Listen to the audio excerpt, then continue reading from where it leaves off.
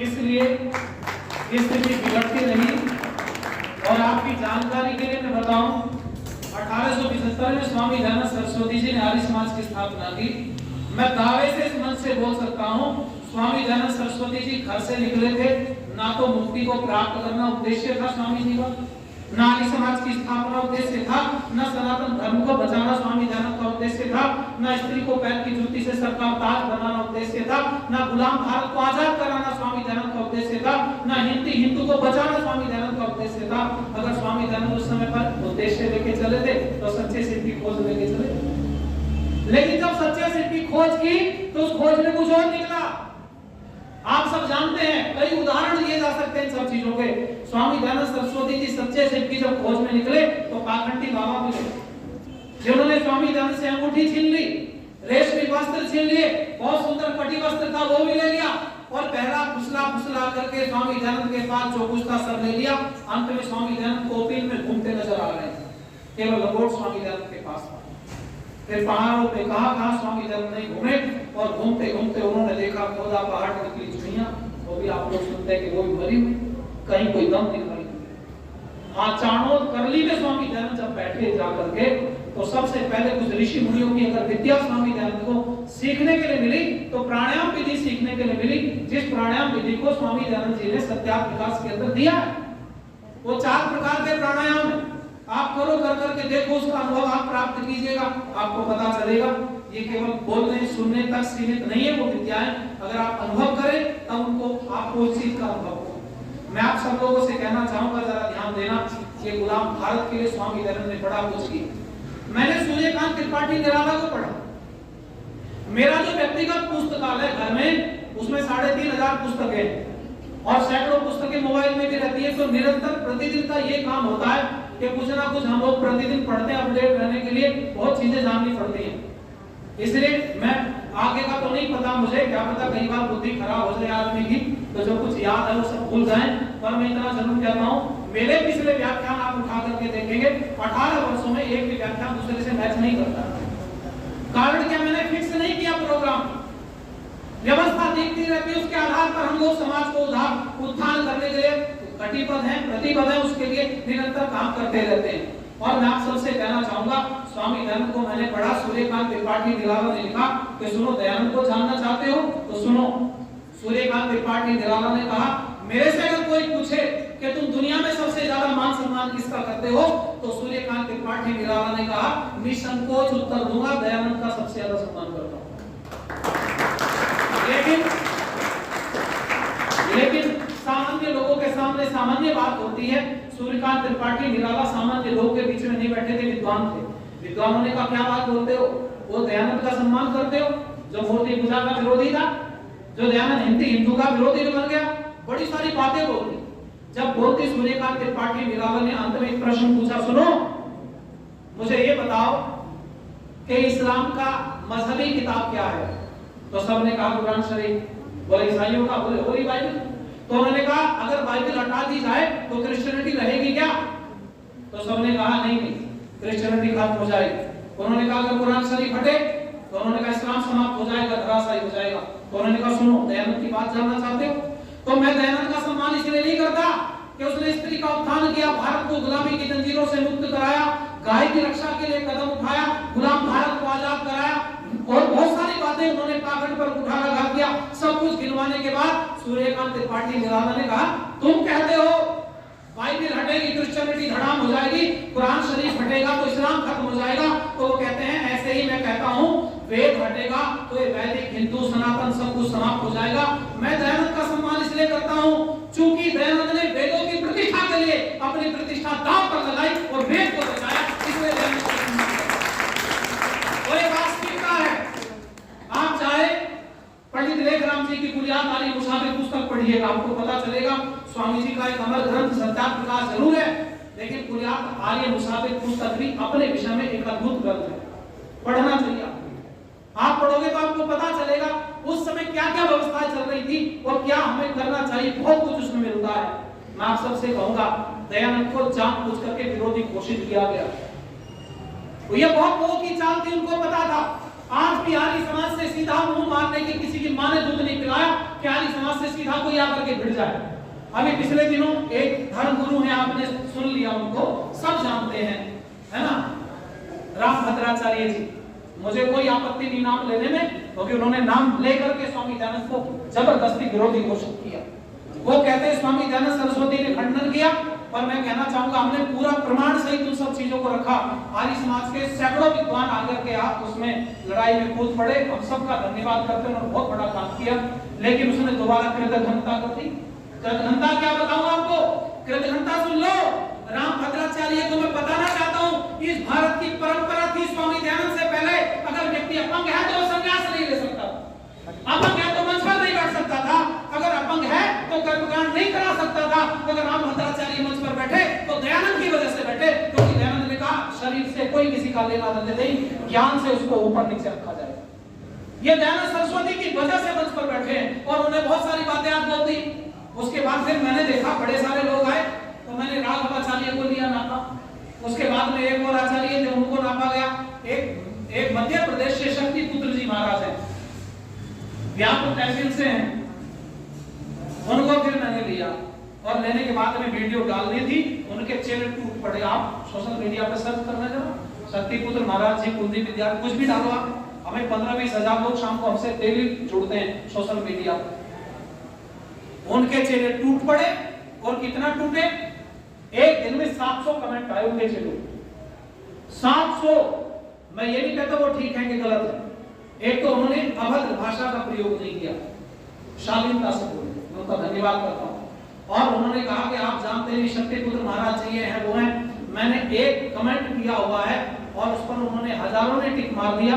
मैंने एक ही बात बोली उनको, मैंने कहा ठीक है, आपके अगर शक्ति पुत्र जी महाराज ठीक होंगे तो हजारों लाखों के बीच में उनके चरण स्पर्श करूंगा, नहीं तो मैं चरण स्पर्श को तो नहीं बोलूंगा। उस सन्यासी सम्मान करते हैं, पर उनको सबके सामने माफी मांगनी पड़ेगी अगर आज समाज ठीक हुआ वो गलत हुआ।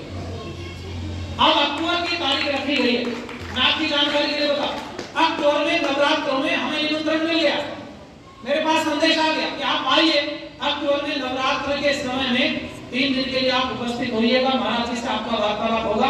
और आपकी जानकारी के लिए बताऊं, यही आपके हरियाणा से कई नौजवान उनके चेले हैं, उन्होंने मेरे वीडियो पर कट मार करके वीडियो बनाई और मुझे कोट करके मेरे हैशटैग लगा करके मुझे डाली गई है और मुझे बोला है शक्ति पुत्र महाराज जी के सामने खड़े होने की आपकी हिम्मत ताकत नहीं है। मैंने कहा भगवान की कृपा से 6 साल में यूनिवर्सिटी का चैंपियन रहा हूँ, 20 किलोमीटर वॉक रेस का, खूब ताकत है पैरों में, पूरे दिन खड़ा रह सकता हूँ। खड़े होने की बात ये है। और रही बात शास्त्रार्थ की, तो हम कोई चैलेंज नहीं कर रहे, हम तो बस केवल उन्होंने जो प्रश्न उठाए हम उनका उत्तर देने के लिए उपस्थित हूँ। आइए आपने सामने आकर के 2 हाथ कीजिए। मैं आप सबसे भी निवेदन करूंगा, आर्य समाज को स्वामी दयानंद को जबरदस्ती बदनाम किया गया था। क्या आर्य समाज कौन था, ये सबको जानना चाहते हो तो ये लाइन आपको बता देगी, सुनो।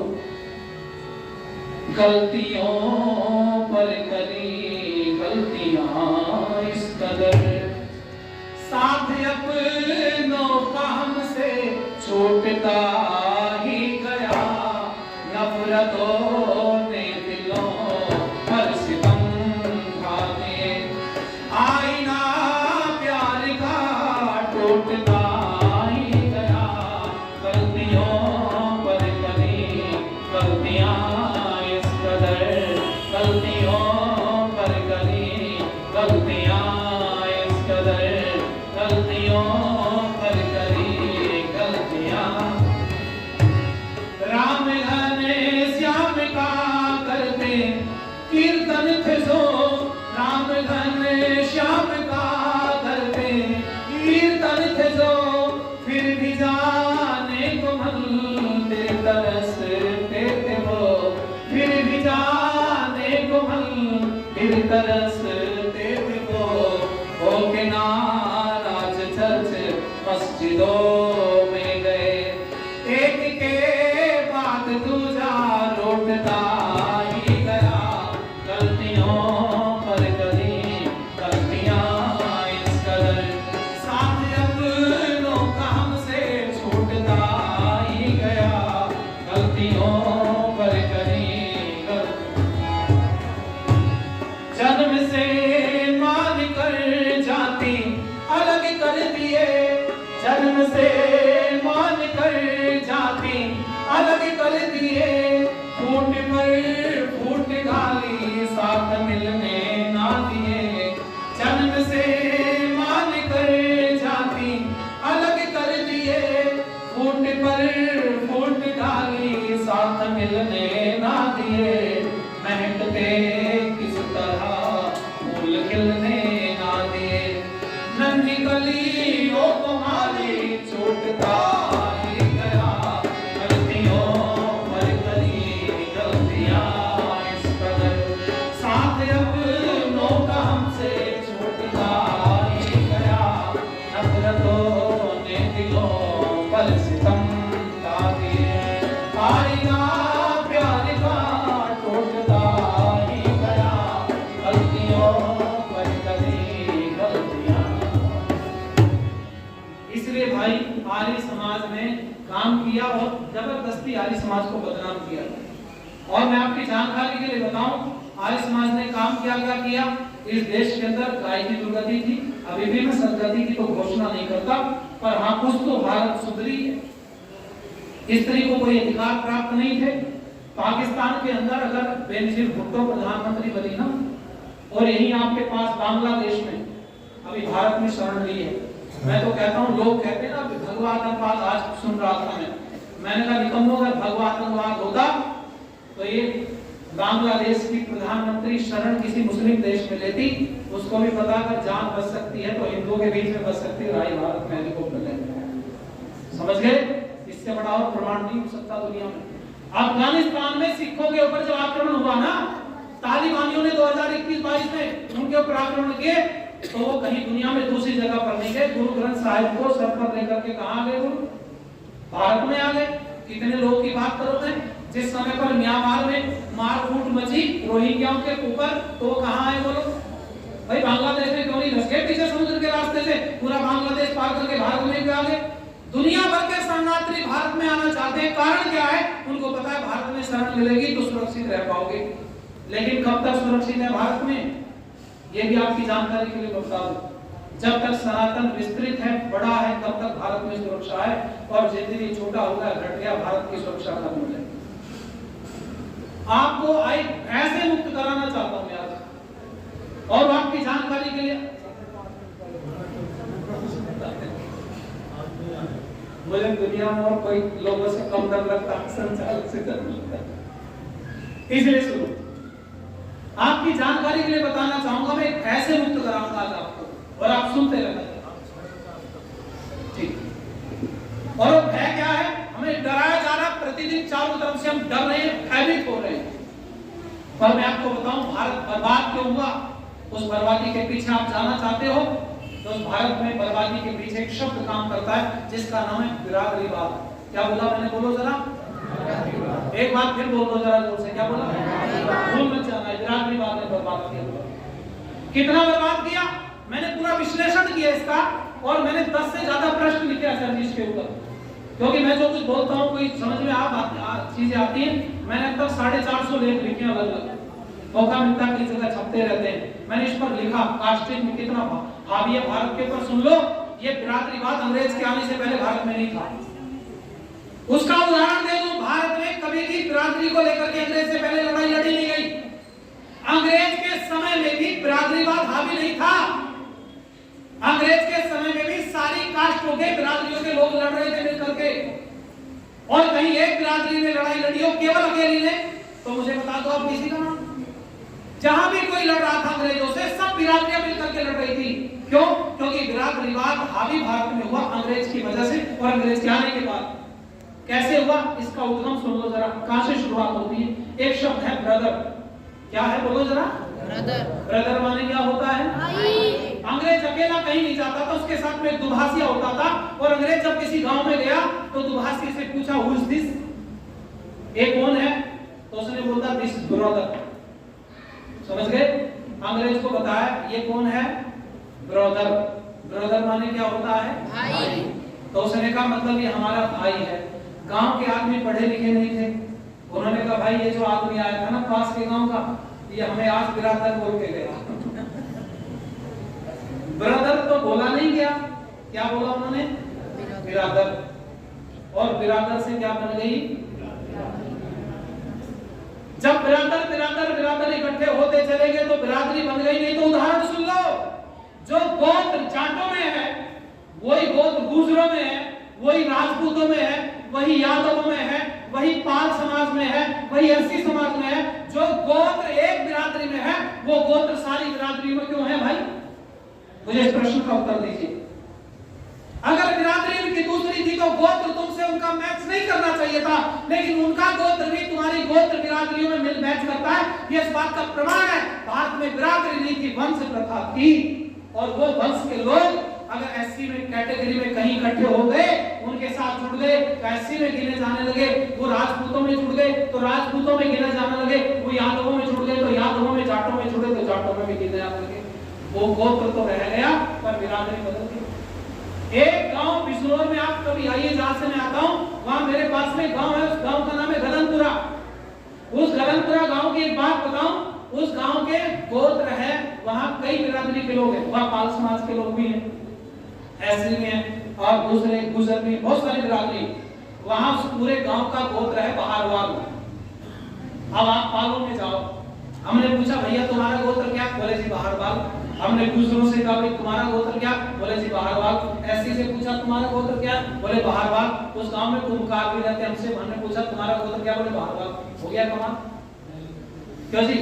वंश तो सबका एक है पर बिरादरी बोलो जरा। कहीं ना कहीं रिश्तेदारियों के साथ जुड़ते जुड़ते बिरादरी कास्टिज्म हावी हुआ, और केवल उस समय पर नहीं हुआ। क्या आज बिरादरीवाद हावी नहीं है? आज कितना बड़ा हावी है। भारत बर्बाद हुआ, उसके पीछे मैंने विशेष कारण बताया, और वो कारण सुन लो। इस भारत में हमारी आपकी बिरादरी बढ़ गई थी, कोई फर्क नहीं पड़ा, लेकिन भारत में जिन महापुरुषों से प्रेरणा हमें लेनी चाहिए थी, उन महापुरुषों की बिरादरी के ठप्पे लगे, सबसे बड़ा हानि हुई। बोलो भगवान कृष्ण क्या ठप्पा लगा? याद? अरे जोर से बोल दो जरा। याद आ? ठीक है जी। अच्छा वाल्मीकि ऋषि कौन हो गए? बोलो जरा। अरे बोल दो जरा। वाल्मीकि ऋषि हो गए, वाल्मीकि अभंगी हो गए। संत रविदास जी महाराज कौन हो गए? बोलो। अरे बोलो तो सही। मार हो गए, 80 हो गए। अच्छा महाराजा सूरजमल क्या हो गए जी? जाट हो गए। गुर्जर प्रतिहार सम्राट मिहिर भोज कौन हो गए जी? गुर्जर हो गए। और बहुत सारे लोग, कोई राजपूत हो गया। बिरादरियों के ठप्पे महापुरुषों के ऊपर लगे हुए हैं। महाराजा सूरसेन सैनी के ऊपर ठप्पा लगाए, सैनी है। मैं नहीं कहता हो सकता स्कूल में पैदा हुए हो, पर तुमने बहुत बड़ा जहर बोल दिया है। एक महापुरुष के ऊपर बिरादरी का ठप्पा लगा दिया। हाँ मैं आपको कहना चाहूंगा, वाल्मीकि ऋषि ने अगर रामायण नहीं लिखी होती, राम के ऊपर नहीं लिखा होता, तो दुनिया में किसी की औकात नहीं थी कि राम का नाम ले सकते। आज आचार्य जी ने कितने सारे उदाहरण दिए हैं रामचंद्र जी के। किस वजह से दिए? क्या तुलसीदास की वजह से दिए? नहीं। क्या आर्य समाज की वजह से दिए? नहीं। अगर आचार्य जी ने उदाहरण दिए रामचंद्र जी के, तो वाल्मीकि रामायण की वजह से दिए। और वाल्मीकि रामायण को किसने लिखा था? बोलो। महर्षि वाल्मीकि ने लिखा था। अब सुन लो, भारत में महापुरुषों पर कब्जा हो रहा था, कब्जाए जा रहे थे। सबने कहा देखो महाराजा सूरजमल जाट थे, लोग कहते ठीक है जी। क्या जाटों के लिए लड़े थे या पूरे सनातन के लिए लड़े थे? बोलो। सनातन के लिए। हो सकता है कोई जाट भाई बैठा हो, उसका बुरा लग जाए। तुमने पता कितना बड़ा नुकसान कर लिया। महाराजा सूरजमल के नाम के साथ में तुमने जाट बोल दिया। अपने बच्चों को पढ़ाते रहते महाराजा सूरजमल जाट है, जाट है, जाट है, लेकिन उनके नाम के आगे पीछे जाट मत लिखते। क्यों? क्योंकि तुमने जाट लिख दिया और सनातन से बेदखल, बस केवल जाटों के रह गए। हुआ ये नहीं हुआ? बोलो। लड़ने वाली लड़ाकू कौम, भारत के अंदर क्षत्रिय कहने वाले के सबके घर में सूरजमल जी का चित्र होना चाहिए था, लेकिन है क्या? नहीं है। क्यों? क्योंकि ठप्पा लग गया बिरादरी का। संत रविदास जी की सुन लो, मैंने उसके ऊपर बहुत एक ट्रैक्ट लिखा, अच्छा खासा बहुत सारी पुस्तकें लिखी। संत रविदास जी महाराज ने पता क्या कहा? संत रविदास जी महाराज की बातें और स्वामी धर्म की बातें दोनों की मैच करती है, दोनों की बात एक है। आप कहोगे कैसे? यहाँ भाषा का अंतर हो सकता है, ये अंतर हो सकता है कि दोनों में ज्ञान का अंतर हो, ये भी अंतर हो सकता है कि बुद्धि कम ज्यादा रही हो। संत रविदास जी महाराज उस समय पर उतना उनको ज्ञान नहीं था। स्वामी दयानंद सरस्वती अद्भुत व्यक्ति थे। पर आपको बताऊं, स्वामी दयानंद ने कहा है जन्म ना जाए थे शुद्रा संस्कारा की। ठीक है जी। अब संत रविदास जी को सुन लो। रविदास जी ने कहा ऊंचे कुल के कारण ब्राह्मण कोई ना होए, जो जाने ब्रह्म आत्मा सोई ब्रह्म बोलो एक बात है, बोलो एक। स्वामी दयानंद सरस्वती जी ने कहा लौटो वेदों की ओर। जब रविदास को पकड़ करके जेल में डाला सिकंदर ने, तो संत रविदास जी महाराज ने पता क्या कहा? वेद धर्म सबसे बड़ा अनुपम सच्चा ज्ञान, फिर मैं क्यों छोड़ूं इसे, झड़ पढ़ लूं झूठ कुरान, और वेद धर्म छोड़ू नहीं, कोशिश करो हजार, तिल तिल काटो चाहे गोदों में कटार, वेद को छोड़ने वाला नहीं। संत रविदास जी महाराज वेद की गायत्री की, जिस गायत्री को पढ़ करके, जिसका जाप कर करके गुरु विचानंद जी का निर्माण हुआ, जिस गायत्री से स्वामी दयानंद सरस्वती जी का निर्माण हुआ, उसी गायत्री की वकालत संत रविदास जी महाराज ने स्वामी दयानंद से पहले की। क्या कहा? ओम गायत्री सिमरत सार, सिमरत हंसा उठे पार, ओम गायत्री पढ़े प्रभाता, फिर नहीं 84 में आता, ओम गायत्री पढ़े मध्याह्न, सो नर पावे पते। कितनी सारी वाले बातें बोली। आज संत रविदास जी महाराज सबके घरों में होने चाहिए थे, लेकिन एक बिरादरी में ठप्पा लगा दिया। बस सड़कों के किनारे छोटा सा मंदिर पड़ा है, भयंकर गंदगी कई जगह पर पड़ी है, और संत रविदास जी का चित्र वहां पर लगा हुआ है, बाकी वाले सनातनियों ने छोड़ दिया, एक बिरादरी लगा दी। बिरादरियों के ठप्पे लगते चले गए, बिरादरीवाद का शिकार हुए, और 2022 में इस भारत के अंदर धर्मांतरण हुआ शकूर बस्ती में, दिल्ली शकूर बस्ती, जहां केवल वाल्मीकि को मानने वाले लगभग 1.5 लाख लोग रहते हैं एक जगह पर। जितना बड़ा हॉल है इतने में तो 10 घर बने होंगे, छोटी छोटी गलियां तंग तंग। उन गलियों के बीच में पता चला यहाँ 2500 3000 लोग क्रिश्चियन बन रहे हैं, और जब चर्च में प्रार्थना करने लगे हैं पार्कों में, जब वहां पर किसी व्यक्ति को पता चला, उसने कहीं से हमारा कांटेक्ट निकाला, हम लोग पहुंचे, और हम जब वहां गए 2 क्विंटल दूध की खीर बनी हुई रखी थी आचार्य जी पार्क में, 1000 वाल्मीकि रामायण आई हुई रखी थी, क्योंकि वो व्यक्ति आर्य समाज के टच में था, जिसके अंदर ये आग चल रही थी, वो वापस करना चाहता था। हमें बुला लिया शुद्धि के लिए, हमने सोचा सब तैयारी हो गई होगी, जब गए तो पता चला 5 से भी लोगों ने खीर को नहीं छुआ, क्योंकि पादरी बोलते हैं कि किसी का प्रसाद ग्रहण नहीं करना आज के बाद, चले सभा में आते हो तो किसी का प्रसाद वो खाएंगे नहीं, आपके घर का प्रसाद आप खिला के देंगे, हवन में नहीं जाना, ये नहीं करना, वो कोई भी ना छुए। वो क्या गुस्सा में दर्द है मेरे, मैं क्या करूं? मैंने कभी तू चिंता मत कर, 2 तरीके हमारे पास, कोई हमारे पास आ जाए तो ठीक है, नहीं तो हम चलते उनके पास। वही चलो, वो माइक था पकड़ने वाला हाथ में, मैं और गुरुजी दोनों थे हमारे साथ में, और सैकड़ों लोग थे। जब हम गलियों में निकले माइक बजा करके, मैंने कहा भाई वाल्मीकि ऋषि के मंदिर पर पहुंच जाओ। हमारे पीछे पीछे भीड़ इकट्ठी हो गई। आपको बताएं, आपने कार्यक्रम किया, इतनी भीड़ इकट्ठी हो गई, चलो मेरे साथ राजपुर मार्केट में झगड़ा करते हैं आपस में, झूठ मूठ का। इतनी भीड़ रहेगी या ज्यादा होगी? बोलो, अरे जोर से बोलो। ये ड्रामे हमने खूब किए, खूब अनुभव है इन सब चीजों का। आप अनायास कहीं पहुंचो, बहुत भीड़ लग जाती। जब भीड़ इकट्ठा हुई और हमने बोलना शुरू किया, तो उन्होंने कहा, इन्होंने जय श्री राम का झंडा लगाया हुआ था पार्क में, हम इसे ले लिए पार्क में, राम से हमारा क्या लेना देना? तो मैंने कहा फिर और किससे? यीशु बाबा से तुम्हारा क्या लेना देना? मैंने कहा जब तुम्हारा राम से लेना देना नहीं है, तो यीशु बाबा से तुम्हारा भी कोई लेना देना नहीं है। बोले क्यों? मैंने कहा सुनो, अरे राम के पीछे तो तुम्हें जान न्यौछावर करनी चाहिए थी, निकम्मो। जिस राम को वाल्मीकि ऋषि ने लिखा, तब दुनिया राम को जान पाई, और वो वाल्मीकि ऋषि के तुम वंशज हो, वाल्मीकि ऋषि को मानते हो, तो अपने ऋषि की कम से कम पपोती को संभाल के रखो, क्योंकि राम वाल्मीकि ऋषि की पपोती है। वाल्मीकि ऋषि की वजह से राम पैदा हुए, राम की वजह से वाल्मीकि।